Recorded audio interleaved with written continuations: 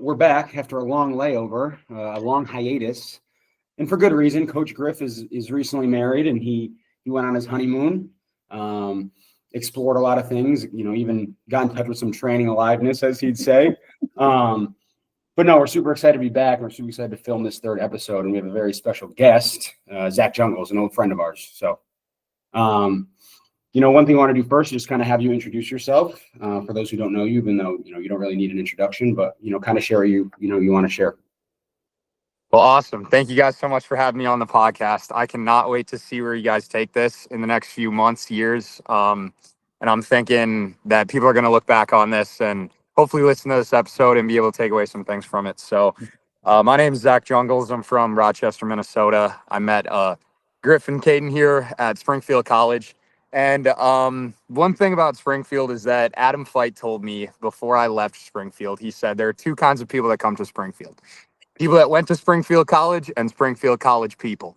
And I'm just the guy that went to Springfield College for a few weeks, few months. But I met a lot of amazing people and made a lot of great connections there back in the fall of 2024. And there are connections that I carry with to this day. I always love catching up with you guys and talking with you guys when we get the opportunity. So this is great, and I'm really excited to be here. Yeah, man, we're excited to have you. So kind of the direction we want to go in first, and it's something that you've been very influential on, via social media and things that you've dove into yourself. Just curious, how your approach on rehab and your view on pain has changed since, leaving school and we were all connected. I know you've dove into square one. I know you guys at IHT have incorporated some different things. So if you kind of want to touch on how that's changed, I think we start the conversation there. Mm-hmm. Yeah. So my journey around this topic started in college when, we all kind of have this common experience of being a former athlete. And when you're a former athlete, you deal with pain and injury, and those things can limit your impact on the field, right? Like a lot of coaches always say, the best ability is availability. Being out there, being ready for your opportunities is really important. So I had a lot of injuries. I broke my collarbone, then I herniated disc in my lower back, then I had bilateral patellar tendinopathy. That was a nasty one. Tore my labrum in my shoulder, and that's just a common thing for athletes. Is you're gonna have to deal with those things at a certain point. But then the question becomes, how do you deal with it? How do you answer that problem? Because if you can't figure that out, then training, which is what we're all into, is very difficult. It's difficult to get the most out of somebody when they're constantly dealing with pain and injuries. Mm-hmm. So I started to explore different systems that dealt with pain and injury, and certain people that claimed that their system had a huge impact on that. The first place I started was reflexive performance reset. RPR is a system where you use acupressure on neurolymphatic reset spots to fix muscle firing patterns. It stems from the system Be Activated by Douglas Hill, and it's used all throughout the NFL, the track world. Lots of people use it, and that's a shout out to Chris Corfist and one of my mentors, Cal Dietz. So I learned RPR, and magically, some of my athletes started having less hamstring injuries. The lower back tightness went away. Knee pain became less of a thing. So those were all good things, but I sort of wanted more. So that's when I found Square One. Square One is a system developed by a guy named Sean Sherman, and he worked for the Cubs, where he was using a system called MAT, and he started doing muscle testing on people, started finding that there's this joint map that we all have. There are these sort of cardinal directions that we follow in all different planes of movement. We can go up and down, and we can go left and right. And those are all the eye positions in level one of Square One, right? So Square One uses muscle testing to find these sensory motor deficits and uses short duration isometrics to fill those motor control gaps. And sometimes when you clear enough of these layers or hold enough of these ISOs, or even, so I got a plane going overhead here. When you clear enough of these layers, or maybe when you get specific enough with somebody's reason to compensate, sometimes you can easily get pain to go away if it's not, strictly a structural issue. And what I'm finding over the past year and a half, 2 years, is that pain is rarely a structural issue. That might be a really big thing for people to wrap their head around, and it certainly was for me. But this pain damage continuum is the hardest question that needs to, be investigated further in the industry, right? Mhm. Like, you can image hundreds of people. They might have herniated discs, torn labrums, tendinopathies, and some of them might have pain and some might not. And that disconnect is what we're seeking to find the answer to, and what I, as a career, want to get more involved with, because it's a big question. We're all trying to answer it. And in order to get the most out of your playing career, or just to live a normal life, you have to be able to do things in a manner where you're not getting constant feedback from something. So it's finding the answers to those questions that gets me up in the morning. Yeah, let me go somewhere with that. So for those of us maybe who aren't as familiar with like what the process looks like for square one, and obviously give what you can, but can you just walk us through like maybe like a general case study of like someone comes Yeah. to you with chronic pain? Like Yeah. where do you even start? Yeah. So I guess the first place I start is by asking questions. So when we worked at the Crunch Fitness, or when we worked out at the Crunch Fitness before IHT had opened, we met a lot of people in the 1080 gym. in the crunch. Exactly. Yeah. They hated us in there, but some of the other people that we worked out with were interested in what we were doing. So once I started having conversations with people, we met a couple named Curtis and Amanda. And Amanda one day told us that she had knee pain after doing a back squat. So when somebody comes to you and they say, "Hey, I got hurt doing this specific thing," then you can use square one to go after that specific thing, run them through the framework, and then, most of the time they'll be feeling a lot better in that motor pattern or set of joint actions or whatever it is that was bothering them, after you run the framework on them enough times. And you can also use square one to just clear up normal activities of daily living. That's what Sean loves to do with the system. He loves to uh, have you start laying down, and you go through all the different spinal joint actions that you can go through, rolling over left to right. Like, think about how much time we spend sleeping or in the sleeping position, seated in the seating position. How many hours do we spend on our computers, on our phones? And what you find when you run the framework is that a lot of people lack the sensory input into extension. They're missing extension. And it's just a common trend that I've seen, running the system on hundreds of people. So with Amanda, all we did was we used the back squat as a trigger, and then we found the head and eye positions that she lacked sensory motor input into, and we kind of biased those positions with the back squat. We cleared enough layers of that, and then she no longer had knee pain doing the back squat after having a specific injury. So that would be a specific example of, you can pick out the thing that's bothering them, and then you can run the framework on them to clear it up. Slater made a post recently, and it intrigued me, where he was talking about essentially common problems he sees in rehab are, instead of fixing the actual issue, you're just feeding into the compensation, and you fix that compensation. When they get back to playing sport, they get re-injured because the actual issue that's underlying isn't fixed.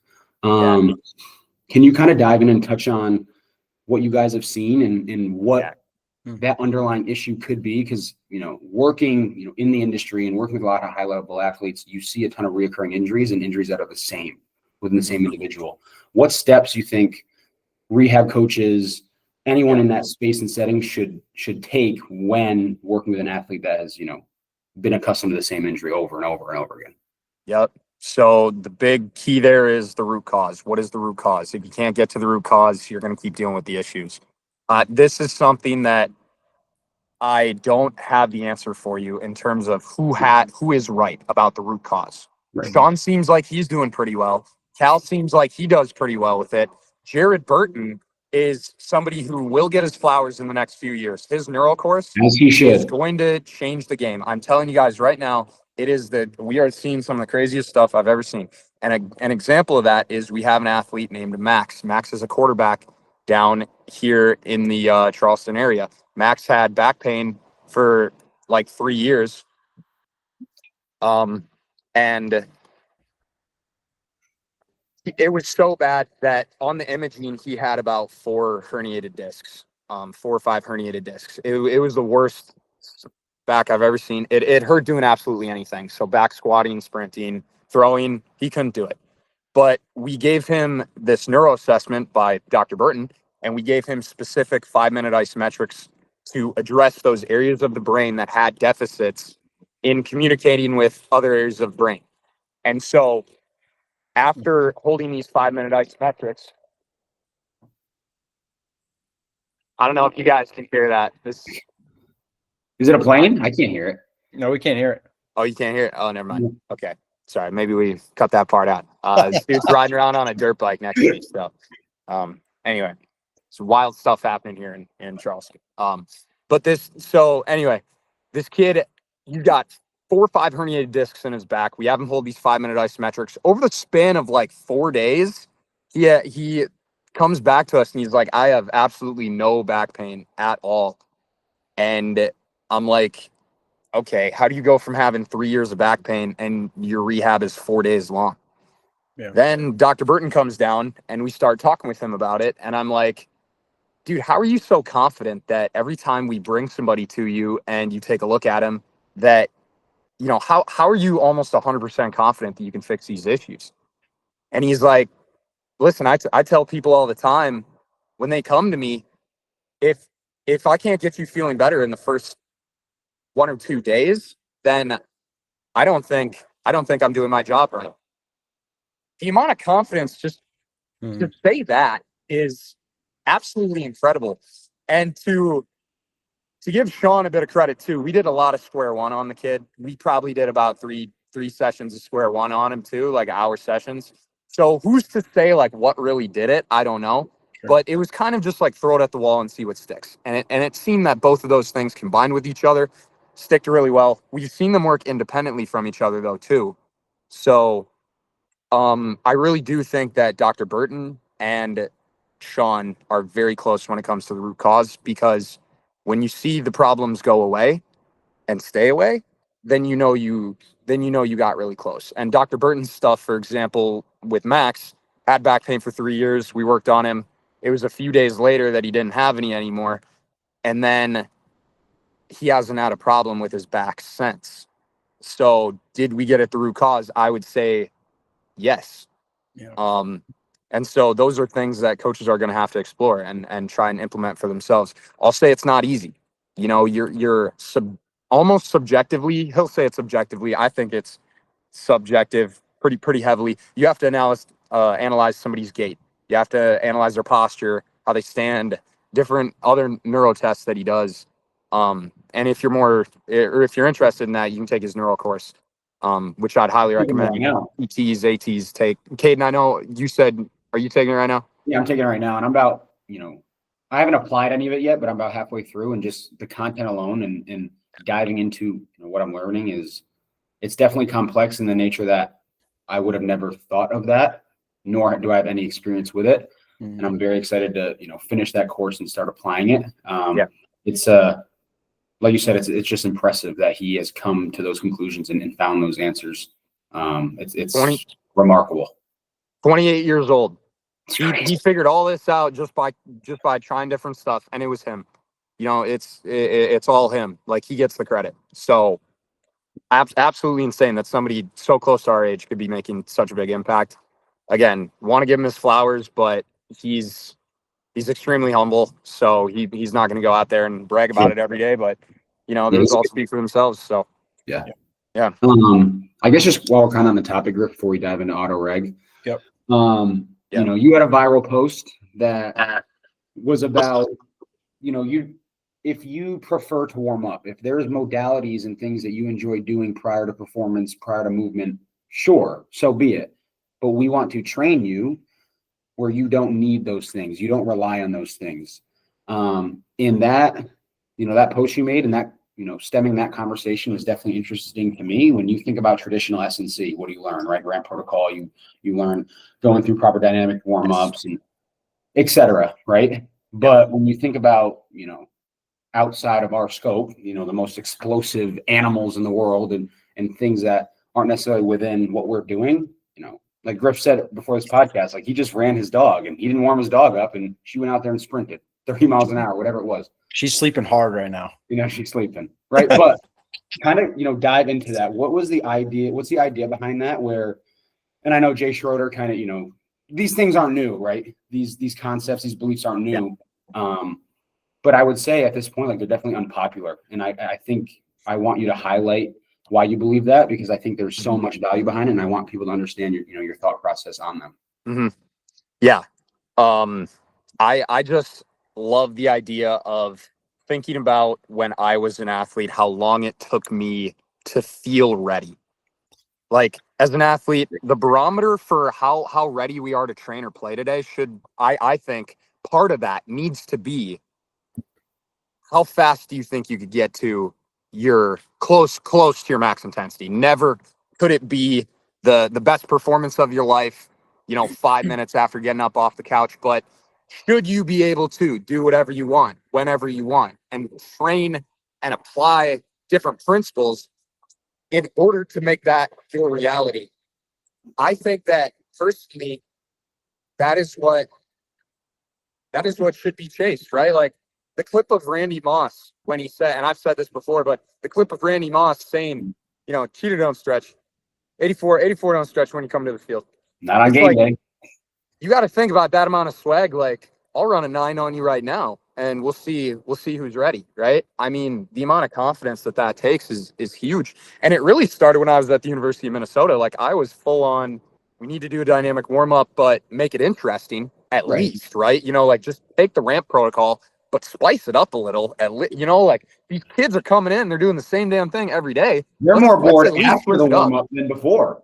Right. Like, let's at least get them engaged a little bit, because you guys know that's going to make our training just a little bit better when everybody's competing, maybe having fun, moving around in different ways, being challenged in different ways. That's really how the nervous system works. It works off of,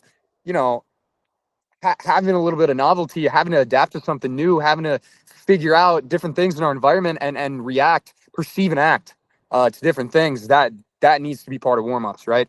But the whole point of it was that if I want to just go and dunk a basketball, if I want to just go out to the street and race one of my athletes, just hopping into a coaching session and maybe hit a few exercises with an athlete, like, I should be comfortable and in a place to be able to do those things. That's not saying we shouldn't warm up, but when I go to the University of Minnesota and it's 6 a.m. and we have this college hockey team coming in and they do reflex performance reset, a few goat drills, and then they just go and sprint as fast as they can, even sometimes assisted sprinting over 100% of their max velocity.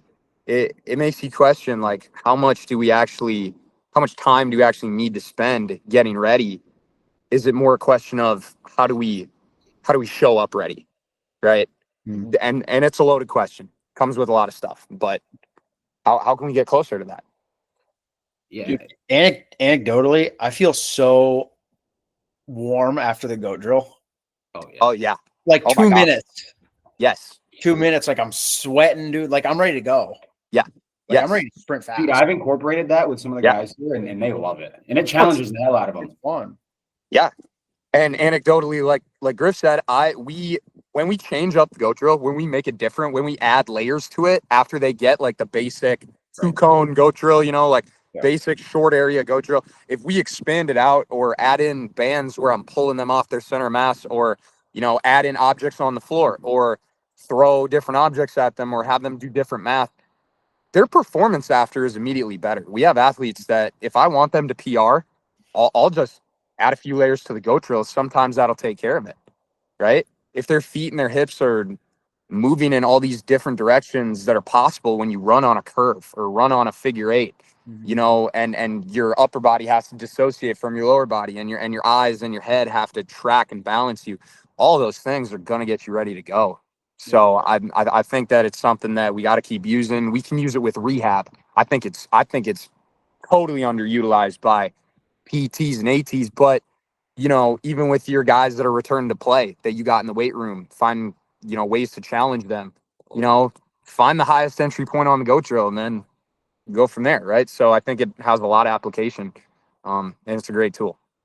Yeah, back to that conversation on warming up, just because I had a thought that's obviously very applicable and relates to the situation I'm in working in baseball. Like, you think about a reliever that is sitting down until inning 8, right? And he's got to get hot quick and go in the game in a big moment. You think about the guys that are going to be ready quicker are going to be definitely more well equipped and prepared for that moment, wouldn't you think? So I think it's, Yes. Creating, protocols or whatever it may be, or, your training should prepare the individual for any demand they're going to, see within that game. And the nature of our game is for that population, those pitchers that are coming in on a, moment's notice, they have to be ready quick. And if they're relying on a long warm up, they're never going to perform at their best. So I think that's, an awesome, valid point and one that makes me think just, in terms of the scope of what I'm doing here. Mm-hmm. Yep. And that's, not to say that it's not a good idea to be conservative when you see an athlete for the first time. Like, I would never have an athlete for the first time not perform a standard dynamic warm-up so you can see how they move.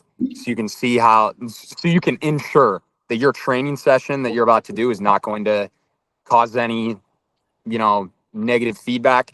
Sometimes that dynamic warm-up is just what they need, right? Or they're having an extra bad day. They need a little bit more time. Yes, employ that longer dynamic warm. And really it comes back to what helps them get ready. Because Paul Skeens, I don't know a ton about baseball. I know he does a hour something long every day, the same routine. Same thing. That gets him ready. You think I'm going to walk in there, or somebody else is going to walk in there and go, "Hey, Paul, I don't think this is the best use of your time." What do it's like, what do you know? Yeah.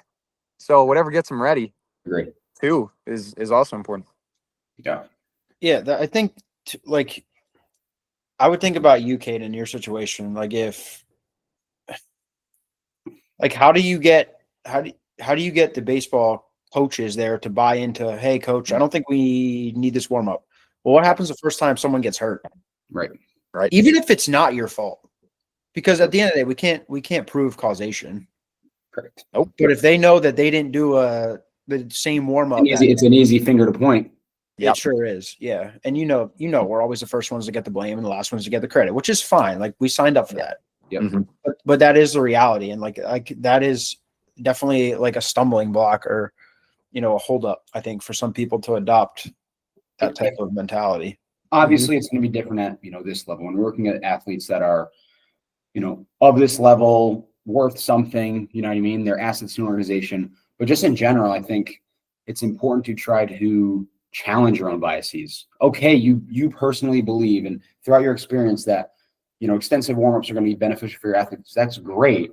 But to automatically think that a different approach to that is wrong just because you don't believe in it is not okay. And I think that's what you guys do so great, Jungles, is you guys naturally, without doing it in general, are challenging the thoughts of others. And for me, it's, yes, I came up as a strength coach, I always warmed my athletes up. Has it gotten progressively different, a little more challenging, definitely more engaging? Like, my beliefs on that have changed. Yeah. And now I'm being challenged with the idea that I don't need one at all, right? And I think that's important. And when you pull these things and learn from a bunch of different individuals with a bunch of different philosophies and thought processes, that's how you're going to make up your own belief system. You know what I mean? So, I just, want to give you your flowers there. And I think it's really interesting. And I more of a shout to coaches, within the industry that, just because you don't agree with it doesn't mean it's inherently wrong. Nothing's inherently wrong. Mm-hmm. And correct me if I'm wrong, but everything you're saying, like, you've tried all this stuff. Of course. Yeah. You've done it. You've done it yourself countless times. Of course. You didn't just show up on a Tuesday and we're like, hey, we're not warming up today. Okay. You did it yourself many times. Yep. When you had the IHT guys come in, or wherever you were, and you incorporated these things, how did they initially? And I'm assuming these athletes initially in their past were accustomed to warming up extensively before doing any type of movement. Mm-hmm. How did they react to this change pre-session? Did they buy into it? Did they enjoy it? Did it take time? So the hardest part about reflexive performance reset is that if you've never seen it before or you don't know what it is, it's very difficult to wrap your mind around it.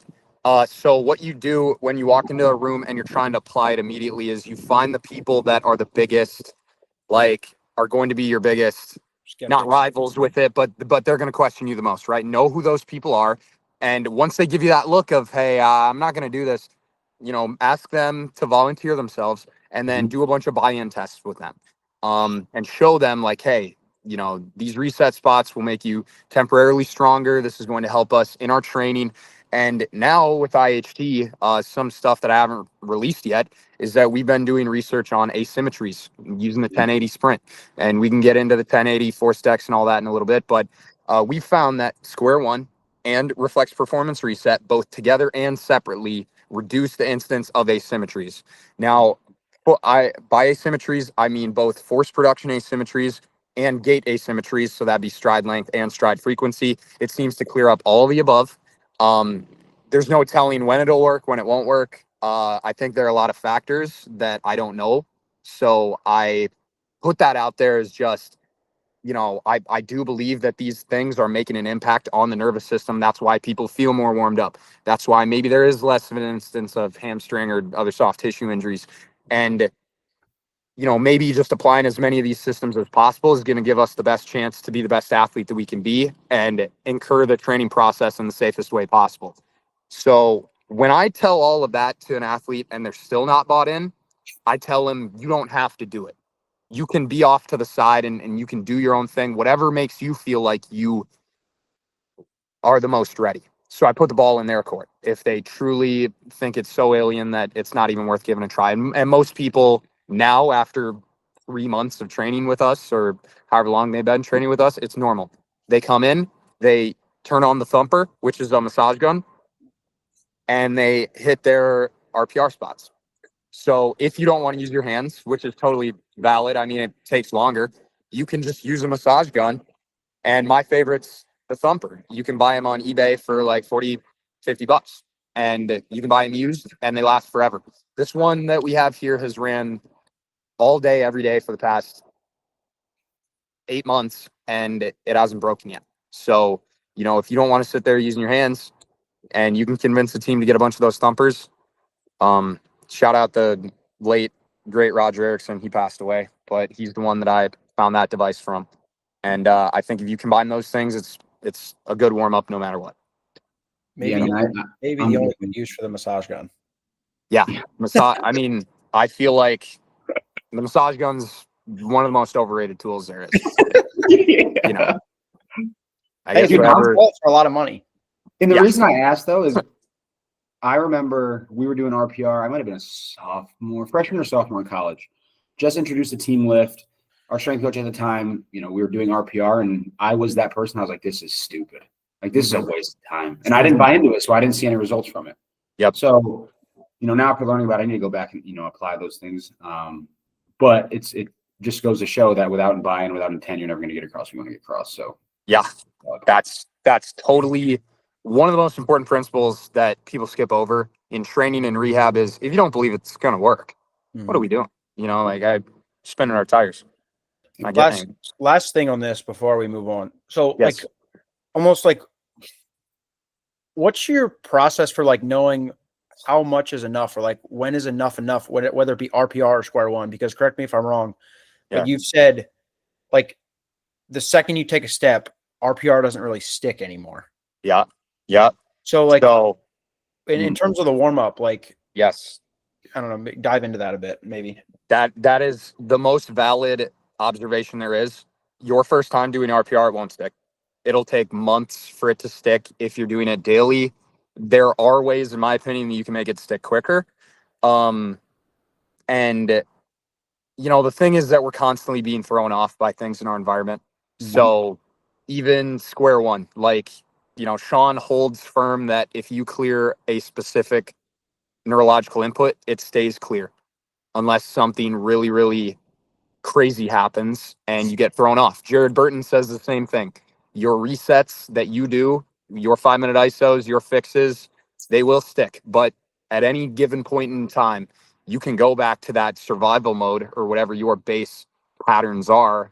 And that may or may not cause issues for you. But yeah, Griff, I think, if whatever you choose to do, you need to be consistent with it, or else you're never going to figure out whether it works or not, which is, Caden, what you alluded to as well.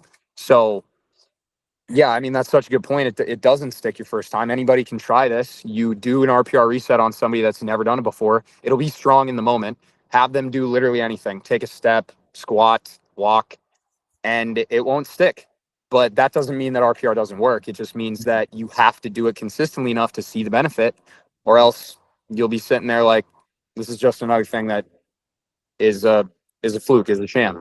And I encourage anybody to try to implement it for a few weeks before, giving a fair shake on it. We found that with single session interventions with RPR on the 1080, measuring force asymmetries and gait asymmetries, that it doesn't work every single time. But when you have athletes doing it consistently, like with our groups that we had over the summer, we measured it with them, and then we measured it with our hockey team this fall, is that over time, the asymmetries will go down. Doing RPR, good training. I'm sure the training has some to do with it as well, right? But then, one session might not be enough to make it stick. Yeah. All right. I think that's a good transition point. So next thing I want to dive into is autoregulation, because I know that that's a big thing for you in your training and in your philosophy. So Yeah. I kind of want to leave it open-ended to you, but if you could just talk about kind of your approach to autoregulation and kind of what that looks like for you in your training. Yeah. So the first person that I remember reading about autoregulation from was DB Hammer. So when I was an intern at Velocity Sports Performance, a guy named Lachlan Reed was there with Nate Welty, and there were a lot of great interns there at that time. Shout out Welty. And yeah, shout out Welty, shout out Saz and the boys at Velo. Lachlan Reed gave me the best sports training book ever by DB Hammer. And I read that, and then I read some of the articles that he published online. And then I heard Corfist and Fichter talking about him. And, I asked Cal about him. And it really seems like a lot of people got a lot of influence from this DB Hammer guy, whoever he is or wherever he was. But he talked about autoregulation a lot. And he had a specific percentage drop off that you would use for speed. And then it was a bit more of a drop off for power. And then it was just a little bit more of a drop off for strength. So in your best exercises, you could take them and then you can measure it against itself to see how fatigued your athlete was getting along however many reps they were doing. And it kind of showed you what the athlete needed to focus on, whether it was their prime capacity, which is their ability to, think like work capacity, like your ability to repeat explosive bouts over and over again, repeat pitch ability, maybe repeat sprint ability, repeat whatever ability could be. And that was prime. And then you had your pinnacle, which was, you could think your closer in baseball. You're going to go in there, you're going to pitch one inning, and you're just going to throw fuel, right? Or your Usain Bolt 100-meter dash, we're going to run 100. It's your peak highest level output there is, right? So DB Hammer had drop-offs for both of these, and then ways and methods to measure it. And I'm going to be honest with you, it's not the easiest thing in the world to apply, but Cal definitely had a pretty simple way of applying the drop-offs. And he used drop-offs as a measure to figure out whether the exercises, the pairing, the order, or whatever was effective. And he measures everything off repeat sprint ability. So your drop-off, for example, could be a vertical jump, like we did at Springfield in the weight room, or it could be a sprint at the end of the lift, or at the end of the block.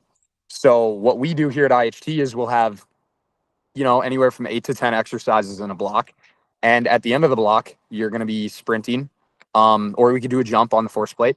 And we're going to measure our best indicators. For sprinting, it would just be, your velocity, whatever velocity you hit on the certain distance that we're given, whatever time you get, or whatever time it takes you to get to a certain point. And then from there, we can, take you to a certain drop off. And that's how we measure how many sets we're doing that day, how many reps we're going to do that day. And so autoregulation is a tool that coaches can use to figure out how much work your athlete needs. And then how DB Hammer used it was, we can go to a percentage drop off, and then it's going to take you a certain amount of days to recover from that if you go to that drop off. But I'd caution coaches reading that book to understand that, different drop offs are going to happen with different tasks, different groups of athletes, right? Like if you have some really young athletes, you're going to have bigger drop off margins because they're not going to run consistent times in their sprints. And then you can apply the same principle to lifting, strength work, jumping, and whatever you want. So I think it's an insanely powerful tool, and you can use it with a lot of things. So I think it's really good method. Yeah. One of the things I love about what you're saying is, I think, like, oftentimes when people hear autoregulation, like the first thought is velocity based training, and you're taking like a Yeah. set on a certain exercise to a given point. Yeah. I'm not saying, and I don't think you're saying that that's like that there's not a place for that. Yeah, But I it think what's cool is that what you're measuring is like you're kind of keeping the main thing the main thing.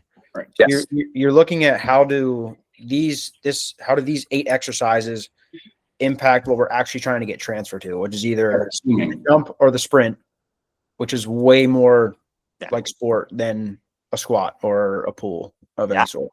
Yeah, and then your squat can also be, to a certain velocity decrement. You can drop off multiple things in a block. That's another thing that DB Hammer did. But yeah, I think that, for coaches out there that are interested in applying this, pick your best exercises, pick your test at the end, and try to keep everything as similar as possible within the workouts.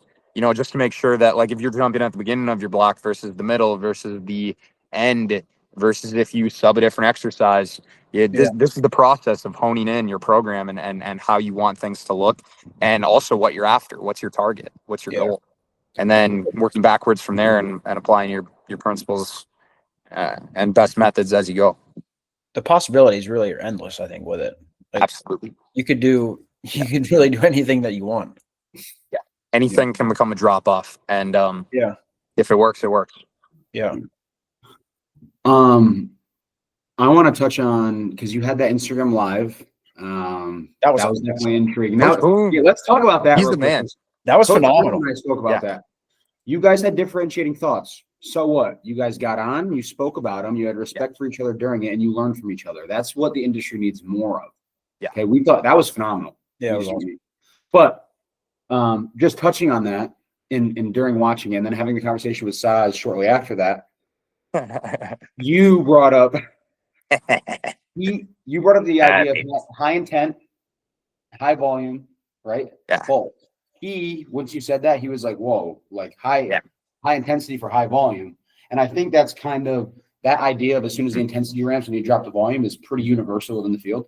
Mm-hmm. I want you to kind of touch on why you think, upping the intent and doing it for a lot of volume and making it stick is very important, and why you guys do that IHT. I think, kind of diving into that and giving listeners and, people like myself who have learned the opposite, right? An idea of why you think that's valuable. Mm-hmm.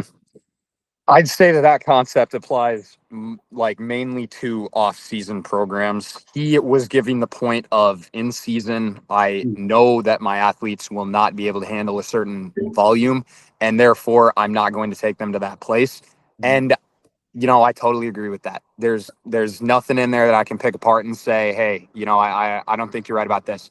But one thing I do believe is that every good program, you fall back to your foundation. Brett Adams came to us a few weeks ago with Jared Burton, and what he said to me and the conversations that we had were phenomenal. One of the things that he had said to me was, you really, at the beginning of your program, when you first get somebody, one of the most important things you can do to ensure that whatever you do after is going to be more effective is you need to build a big bull. You need your GPP, and you guys have talked about this, you need your GPP to be really good, because the wider your base and the stronger your foundation, the better you're going to be in your training and the more you can get away with. Seriously. Like, if anybody out there thinks our exercises are dumb, like, that's fine. But we do such a high volume with such high velocity at such a high intensity that, our athletes can handle a lot. They can handle a lot of stuff. And when your athletes can handle more stuff and more stress, that is going to be good for them once they get into the season and you have to pull back a little bit. Their floor is stronger. Their foundation is better. And if you can build this big bowl and that's a foundational principle within your training, then that's just going to carry over into everything they do. They're going to be able to handle practice, game, lifting, other stuff that they're doing to try and improve themselves while being in season. But he works with professional football players, and that is an extremely difficult job to do. And it's a job that I haven't done. So where he's coming from and the place that he stands is totally valid to me. I just think that as an off season, you need to be stressing your athletes. We had athletes at the University of Minnesota that were 35 years old, in their whatever season in the NHL, and they were lifting 5 times a week and skating 4 times a week, right? So I think it's totally possible to handle a higher volume. And there's also a point where you can do too much. But finding that middle ground, I think, is an extremely important thing to do. Yeah, I think like in the off season, like maybe 3 sets isn't enough. Yeah. Like 3 sets of 3 isn't it? Maybe it's not enough. So I think that, and that's what's cool. Like you can change around like what drop off you're looking for. If you're looking for peaking cycle, your drop off's going to be lower. Like Yeah. it's going to be a really small drop off. Like you want really, really high quality work. Yeah. You're not going to be okay. Yeah. Just And a fucking like, drift. That's what I was saying to Coach Boom. I Yeah. was like, how do you know? How do you know it's too much? How do you know it's not enough? Autoregulation is the way that you can find how much you can do and how Yeah. much you can handle before you start to break down. And I think that's a very important thing to see. Like we had a pitcher who's in the Yankees organization, and we did a repeat sprintability test with the end or at the end of his speed phase just to see where he was at. We didn't do a before test with him, but we're going to keep testing it now for the next few months before he goes off and plays in his season. He was able to do 23 15-meter sprints without dropping off. Wow. I'd say that, just all the things we have just talked about, allowed him to do that. Maybe he already had the ability to do that, but the more you can express and the more your athlete can handle, the more confident you can be in your training and your prescriptions, right? Yeah. A few weeks back, I was on the pitch shark and I was jumping on the plates. I was only doing pitch shark and then I was jumping on the plates, like taking like probably like I would pitch shark, probably take like 2 minutes and then I would go jump. I think I jumped my highest on like set 7 or 8. And at that point, I was like, and this is I'd sprinted before and everything. So like, I was ready to go. And by set 7, I'm like, dude, I gotta be done. Like I'm feeling tired. And then I jumped my highest. I'm like, what the heck's going on here? dude, I started doing capacity work at probably a few months ago, and I get to sprint 18 and I'm texting Saz, I'm like, why am I running faster? Am I ever going to be done? Like, honestly. Hmm? And I just might run so slow that it's, longer to drop off. But spending a lot of time on the ground, coach. It's like I'm in quicksand, coach. Long amortization phase. So much energy. Like if you were around me while I'm sprinting, it just gets hot. So much energy being leaked into the environment. It's just a marshmallow. Oh my gosh. What is that? Why is it hot around Caden right now? You take those Army IR goggles, you look at him, he's freaking No, but I think this is a good transition point, actually. I wanted to, dive into the 1080 because that's something that I was introduced to this year and I use more often. Being here, I just recently went to a clinic this past weekend up at Cressy's place in West Palm. 1080 was there. There was presenters. It was awesome. And I know that's something you guys utilize a lot at IHT. Yeah. And I kind of just wanted to, and take this where you want, but like what metrics do you value the most? How does it drive any protocols that you're incorporating with that individual? How does it help you individualize your protocols? Yeah. Well, I saw you went to that 1080 conference. Did you meet Adam? Adam's the man. He's the man. I love him. Yeah, he's really smart. Yep. But some of the things we look at on the 1080 when Chris Corfist and Dan Fichter were down here for Revolutions, I asked them, okay, what are you looking at? Like, what's the one thing that you are prioritizing over everything else when you're looking at the 1080? And they both said they're looking at tau. And tau is, how long it takes you to get to 63% of your max velocity. And they're also looking at the first 3 steps. And I mean, Fichter, I saw a clip of the Gap podcast with Bret Hart and Dan Jack Javelin. And they asked Fichter, and Fichter was talking about this. And he said, in football, it's those first few steps that are really going to determine where you get to. You think about a running back. Okay, how quick can you hit the hole? How quick can you stick your foot in the ground and get downhill? A receiver, right? Think about AJ Green. AJ Green is from Somerville here in Charleston. And AJ Green was not the fastest guy. He was not the fastest guy, but he could eat up that distance on you real quick, right? All these great receivers, they like Xavier Worthy, John Ross, like some of these other guys. Like Xavier Worthy, maybe a little bit better than John Ross, but if you're really fast, you kind of have a problem stopping sometimes And being able to stop and start is super important. Like, think about Nick Harbor. Like, Nick Harbor, USC guy, came down at the same time that we were hosting the conference. Corfus was looking at his first 3 steps. His first 2 steps were point 0.4 or 4 point something and 6 point something. A good first 3 steps, I think, is 3, 5, and 6 meters a second. So by his first step, he's already faster than your elite track guys by his first step on their second step. He's eating up that distance so fast that it almost kind of harms him a little bit in his route running because he can't stop, right? But if you're talking about go routes, like all of his touchdowns this year are go routes. He's going to run straight by you, and it's those first 3 steps that give him that advantage. He is beating you right off the line. You have no chance. You have no chance. He's just going to run right by you, right? So as somebody that does sports performance, or excuse me, as somebody that prioritizes strength and conditioning, speed is my goal. It's my barometer. How much faster can we get you? And what are you lacking the most? So asymmetries, and we talked about that earlier, really comes secondary to me. I don't see a huge important, like, performance is the biggest thing to me. And those first 3 steps, if they are not good, nah, I don't really care how good your fly 10 is. I really, really need those first 3 steps to look better. And that's really going to help your game a lot, especially if you play football. Yeah. So that's what I think. I piggyback off of Corfus and Victor. It's the acceleration that's really, if those first 3 steps looks good, sets up the rest of the race.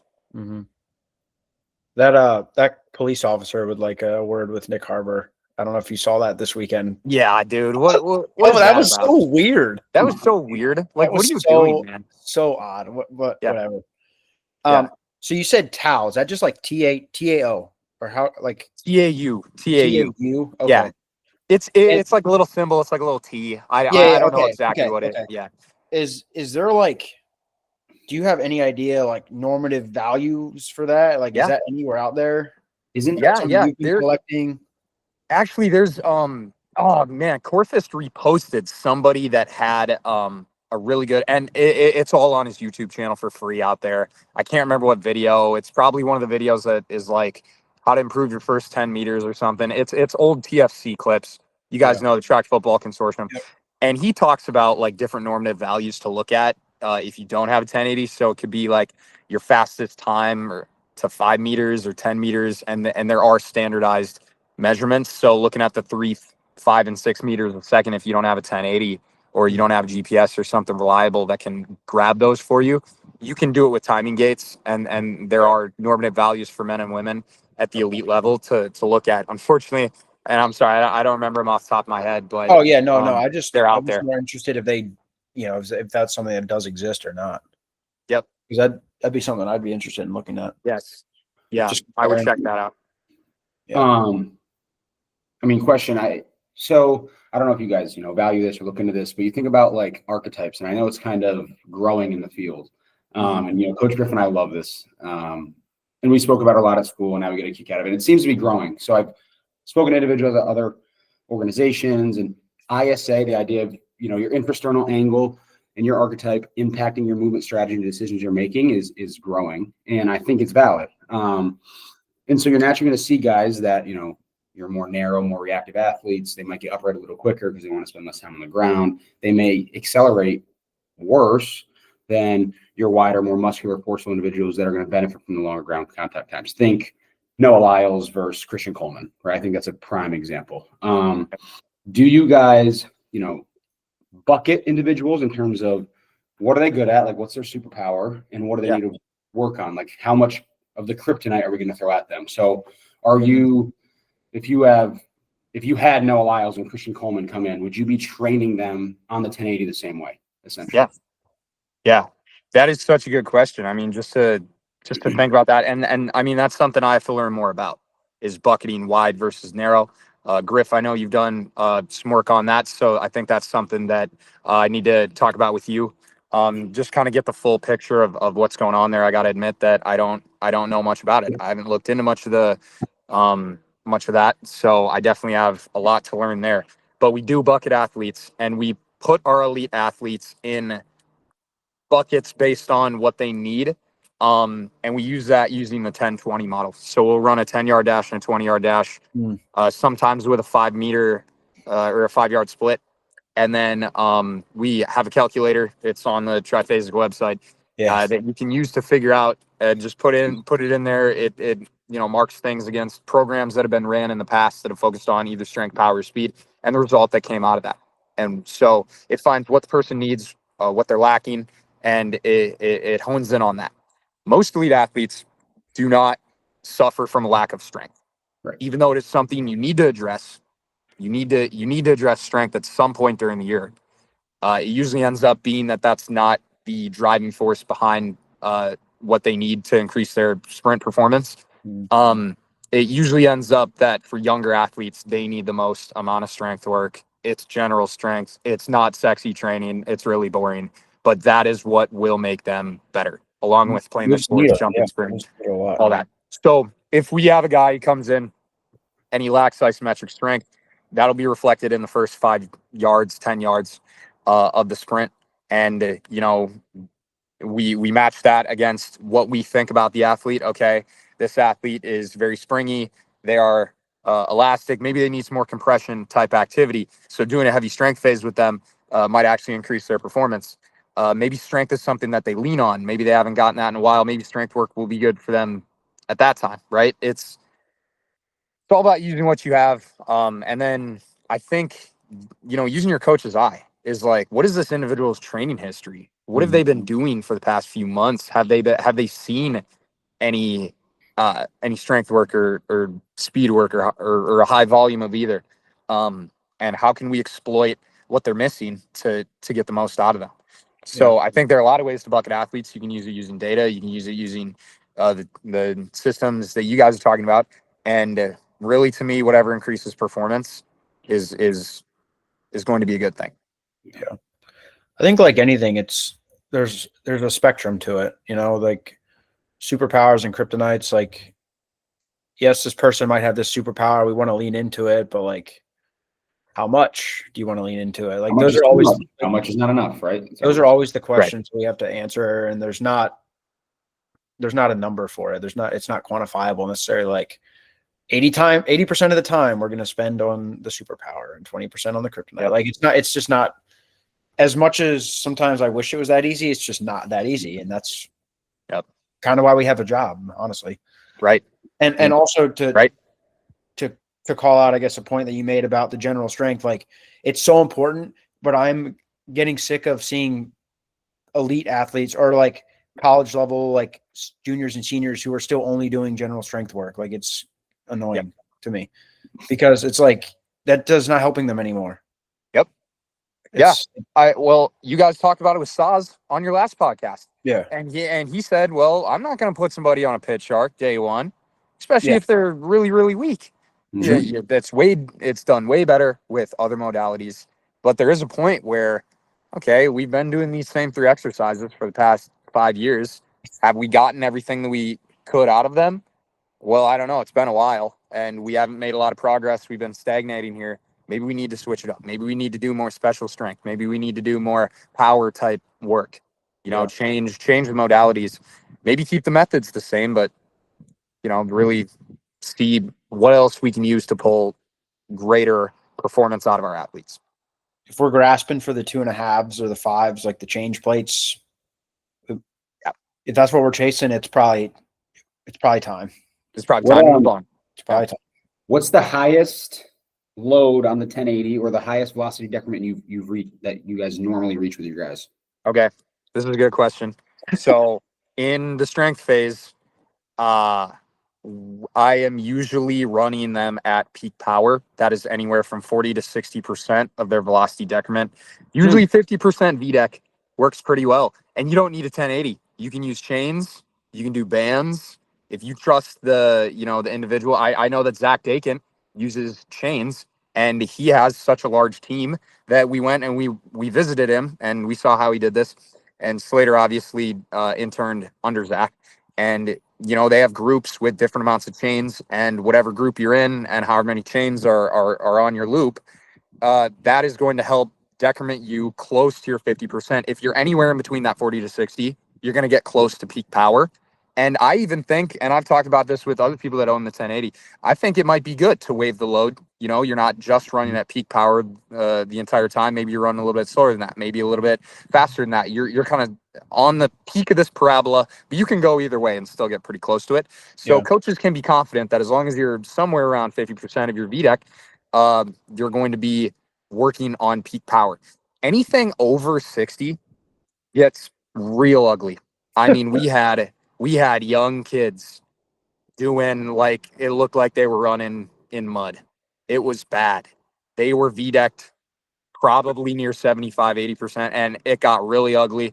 So what we ended up doing is we just started doing sled pushes instead, because the sled push is gonna, if we're in our strength phase, or we want to work on having a strong foot and ankle and pushing over that and hinging over that, then we can load up the 1080 and do more of like a low shin walk, or Yeah. we can load up the sled and just push the sled and work on getting strong in those low positions that we want to be in. But as soon as we tried to actually sprint with them, Mhm. it just got butt ugly, and I think that anybody doing a 75% VDEC, that's a really, really high VDEC. So you got to try it, you got to test it out, and then see. Yeah, that initial overcoming of the inertia is probably it's just too much. Yeah, it's teaching them to lean. It's teaching them to get their engine, kind of behind their center of mass, which I think is a good thing. Yeah. But how much time you want to spend there, uh, So I don't know. you kind of see that as like a special strength exercise, if you will. Yep. Yep. And then we do it with a belt, so we can do it isometrically. So we don't use the 1080 for that, but we'll hook a belt around somebody's waist and then hook it to the rack so they can't move. That would be good, I think, for track people if you put blocks up and you blocked out their feet, and then you had them, lean with a belt on and then push and just get in that angle and learn how to push off both feet. And that has gotten a lot of people faster, on its own, is just loading it up really heavy and being like, on your first step, I just want you to push off both feet, and let's see how fast we can get out of that low position.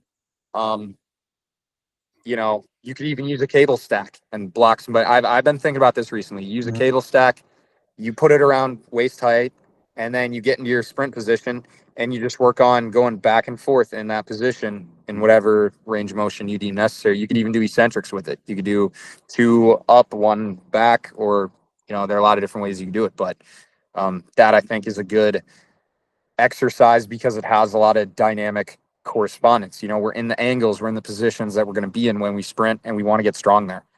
So I think that there are a lot of different ways to do it if you don't have a 1080. Even something as simple that Chris Corfist had showed us at Revolutions is leaning against, or you basically, you have your back against the wall.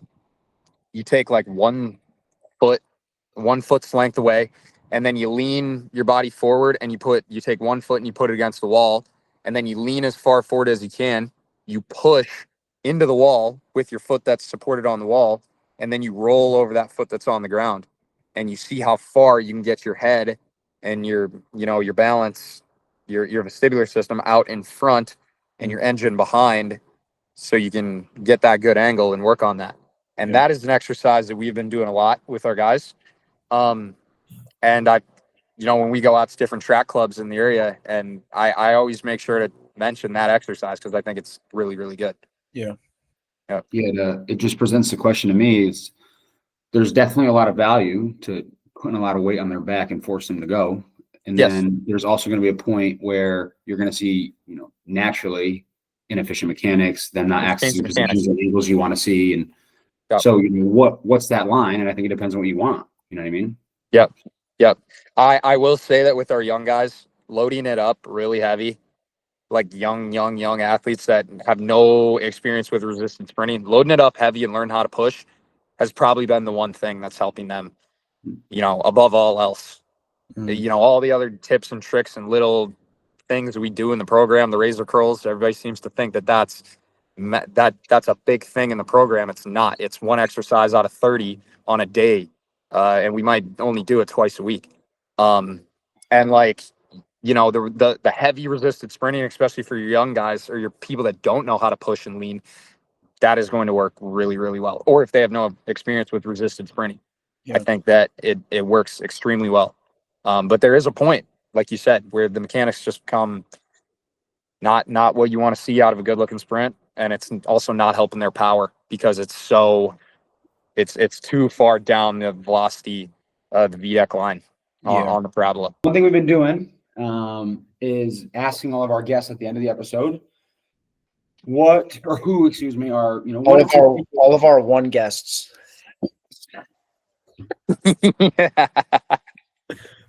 This is the second time.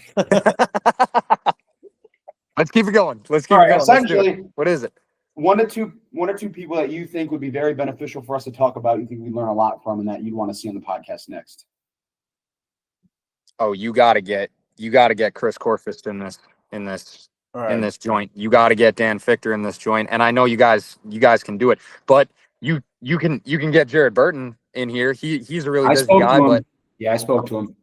Yeah, is he interested? I think he'd be a great person. He's reachable. Yeah, let me know a day and time. Let me know a day and time. Yep. So yeah, if you could talk to any of those three guys, I think those guys are changing the game, and they also have a lot to talk about in terms of strength and conditioning, pain and injury rehab. Another person that I need you guys to talk with at some point in the future. I hope if you do 100 episodes, at least one of them is with him. Is Brett Adams of Transcending Performance. He made me realize that there's a huge difference between strength and conditioning and sports performance. So Brett Adams is a guy where he was on Yoakum's podcast. Okay. I don't know if he was on Just Fly, but he was on Turo's podcast as well. And he's somebody that has completely flipped my mind when it comes to how I want to go about sports performance in the future. Because I call myself Jungle Sports Performance, but really, have I been doing sports performance this whole time or strength and conditioning? I really think that I've been solely focused on strength and conditioning, and I have not helped my athletes get better at actually performing in their sport. Like I've always falled back on, hey, all of our athletes in this group got 5% faster and all their force plate numbers look better. I did my job. But then I sit there and I think about, oh my gosh, like right. This perception action thing is really what's holding a lot of guys back. So I think talking to Brett Adams would be hugely beneficial. I think you guys would get a lot out of that conversation as well. Awesome. Yep. And then Slater, obviously, you should get Slater on. All the boys. Get all the boys on too. Yeah. Sam Lee, Trevor Foreman, Zach Woodkey, those guys. Looks like we have the next 2 years of podcasting scheduled out. Yeah. Talk to everybody, boys. You're gonna make it happen. I know you will. Well, and we'll have to get you back on here at some point too. Sure. I'm sure we'll have. I'd love to. We'll have as time goes by, we'll have a lot more to chat about. And good. This was just the intro, yeah. Especially as you transition to whatever's next for you.